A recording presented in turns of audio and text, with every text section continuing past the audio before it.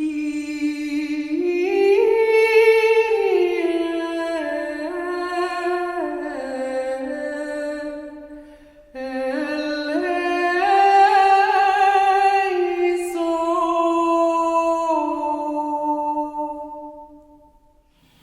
used to think that residential schools were a good idea, with some bad apples in it.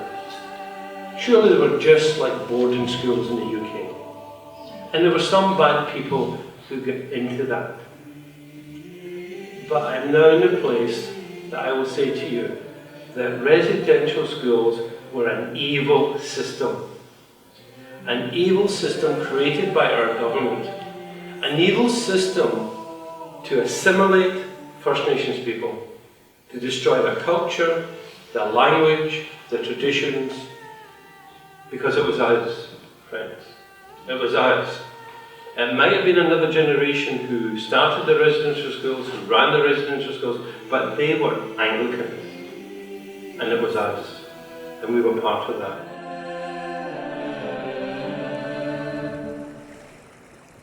The past is a story that doesn't change, frozen in time. We can't turn back. It's so one-sided. There's nothing we can do about what was. But our history shapes what happens tomorrow. It created who we are. It draws the outline of who we are becoming. But if there's nothing we can do about the story of what was, we can tell a different story about what is to be. And this story, like all the good ones, is about a journey. Heal me that I might be healed. Save me that I might be saved. For you alone are my. How can we symbolically re-enter the land? And I've struggled with this listening to a young Native American woman speaking at the University of Victoria, and she was asked a question from a settler, what do you want us to do? And she said very kindly and gently, if it was possible, it would be good if you all went back to where you came from and left us here. But I know that's not possible, you're here to stay. So what I would like you to do is seriously look at what it means to just come short of breaking camp. And I thought about that. What does that look like for us, just to come short of breaking camp? It came to me once that what we need to do is to leave the land and re-enter the land. And this time not re-entering the land in some triumphal way, but re-enter the land in a humble way that will help us as an Anglican church on these islands, as a colonial church, to begin to decolonize ourselves. For you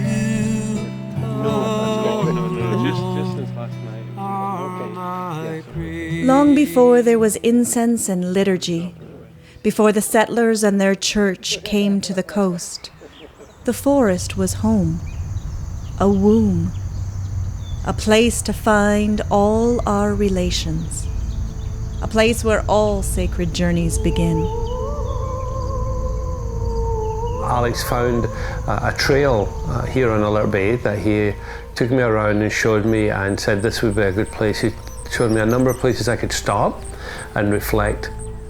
We did that historically. We went out into the forest to seek one with ourselves and harmonize our hearts. And that's what I feel the Bishop was pursuing this morning.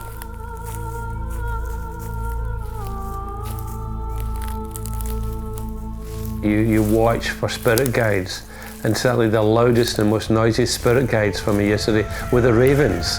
And there was one moment where I'd stopped, I'd taken a devotional book, small devotional book with me, and there was one moment where I stopped to read that. And I was reading that, and it was as if the raven came down and was engaging me in a conversation and saying to me, stop reading. We have far more important things to show you than you can find in a book or in words. And I put the book away and I walked on the journey. Would you believe the next thing I saw was a rabbit right in the middle of the woods, on its own, standing in the pathway.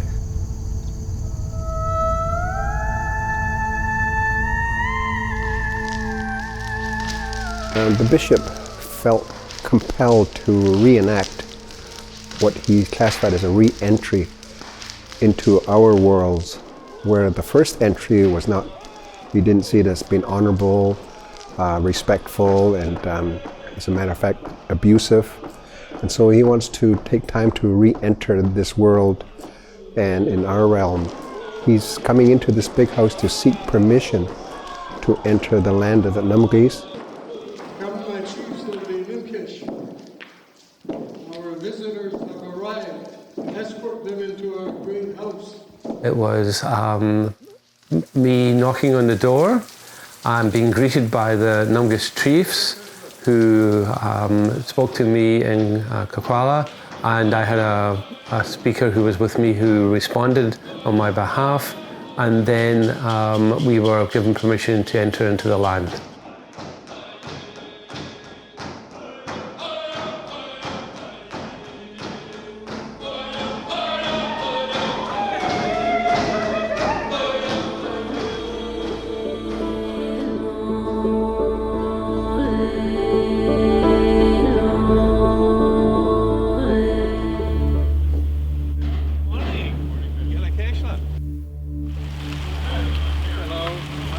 In the morning, the walking of Vancouver Island began, through Wass, Campbell River, Courtney, Parksville. A silent, 3-week, 480-kilometer sacred journey through the wilderness. His voice heard only in prayer, and to ask permission to enter the land of the First Nations along the way. Through Lanceville, Nanoose Bay, Ladysmith, and Saanich, he crossed his diocese during the Christian season of Lent.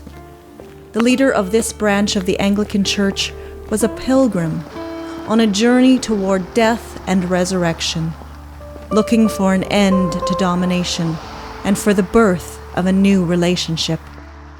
The Sacred Walk is, of course, a very important thing for First Nations peoples, and has been a way in which First Nations peoples have called attention to various issues and problems and to prayerfully walk towards solutions.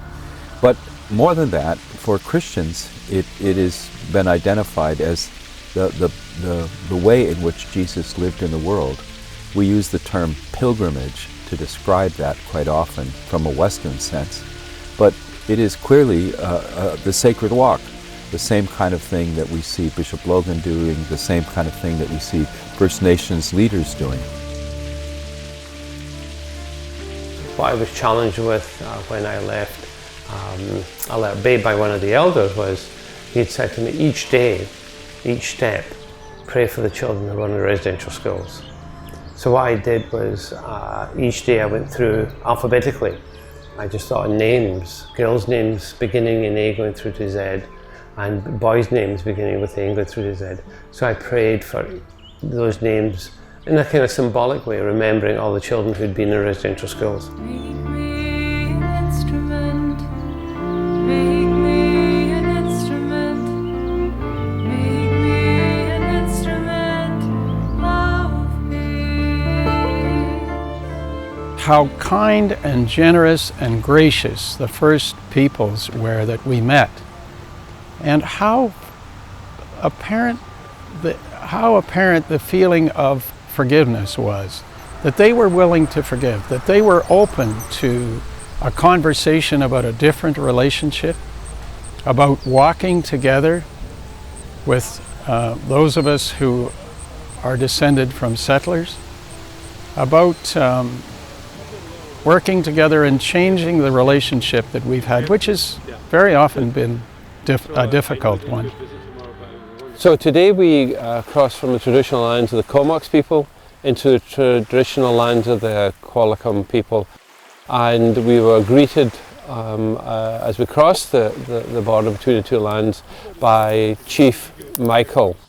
Michael welcomed me and gave us permission as Anglicans to enter the land and to stay on these traditional lands. We've been here for a long time, and this is the first time we've actually asked for permission to enter the land. And I really want to admire the fact that you took responsibility for the church, that people have thought they were doing something for us as Aboriginals.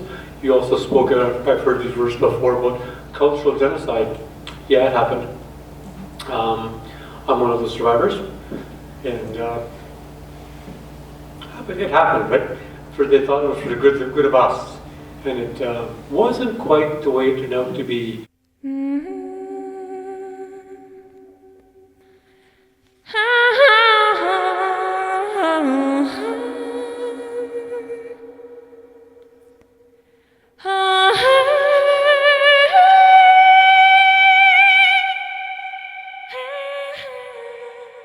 Every night we would share reflections of the day, and one of the things I would say, particularly as we got into the journey, I would say, I thank God that we're still on our feet.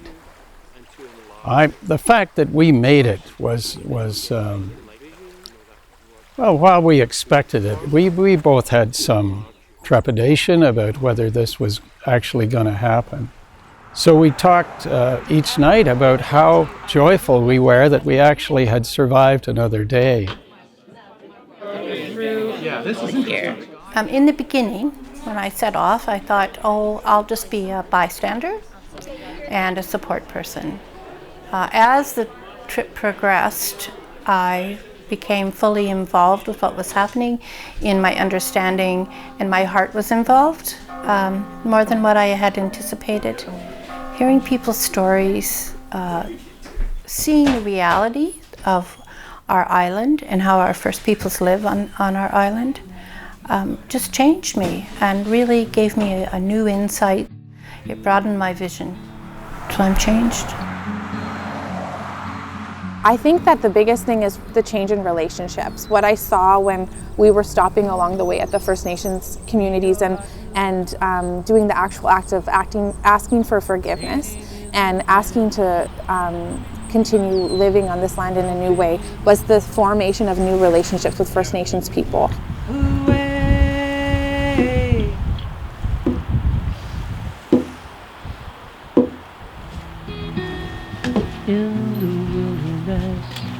This symbolic act has the ability to walk further, so to speak.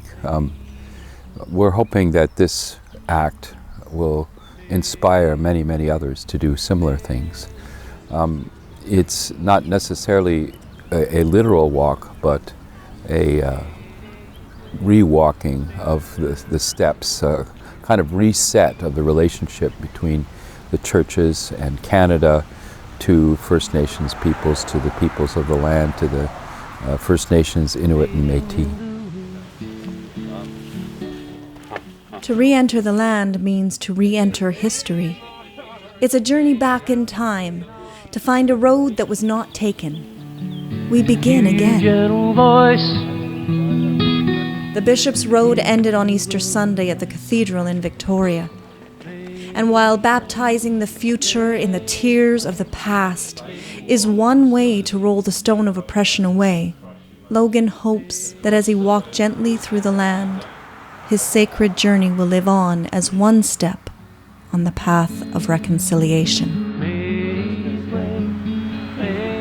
I think throughout history we know that there are many examples of, I suppose, symbolic ceremonies, rituals that have been placed where, this is a moment in time that the bishop is taking time to think and practice something, and we may call it different, and I'm saying to myself, not necessarily different, but he's just reminding us that there's a treatment of a people that needs to be revisited.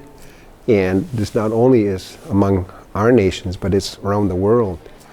And so from a ritualistic point of view, ceremonial point of view, it's just consistent with what the church does and what we do in our big house, in our house of government, and our laws of nature. And the glory of the Lord will be revealed. And the glory of the Lord will be revealed. We are. I think symbolic acts are like opening the door. We have had doors closed and probably locked. The key has been turned now, so I see the symbolism of the journey is that someone has come along, turned the knob, and opened the door.